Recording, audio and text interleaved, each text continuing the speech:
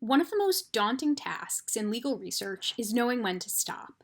There's an almost infinite amount of information, and with deadlines and the limits on human endurance, you're going to have to stop eventually. But you also need to make sure you've done good research. Well, what's good research? For our purposes, good research gets the right, or at least a plausible answer, efficiently, but not so quickly that it's not thorough. And the research process was sound and can be explained coherently to anyone who asks about it. Legal research writing and analysis are an iterative process. You should do your best not to save the writing until the very last minute. Research databases aren't going anywhere, so if you start writing and you find gaps in your research, you can always go back. Try to have an idea of when you'd like to begin drafting and stick to it. Here are a few indicators that it's time to start your writing. One possibility is that you've found the answer. The question's not ambiguous, the authority that states the rule has no negative treatment, and there's nothing more to it. In a law school writing assignment, this will very rarely, if ever, be the case.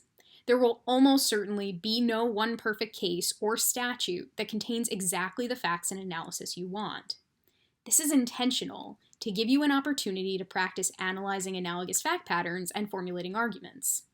A more likely scenario looks like this.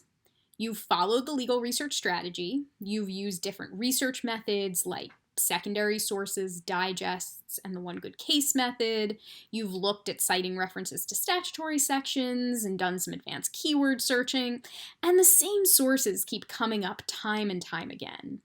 If this is the case, you've probably seen most of what there is to see. If you've used citators to validate all the cases that you've chosen using these methods, and you're satisfied with them, you're probably done. What you want to make sure of is that your argument is well supported, and there are no more questions left unsettled, and also that you validated your cases with citators and are prepared to address any negative treatment. Moving from the research to the writing phase can be intimidating for a lot of people, particularly when you're new to legal research. Use the legal research checklist, your chosen organizational tool, and the secondary sources we talked about early and often to make your research time most efficient. If you have questions on this or other subjects, please ask us.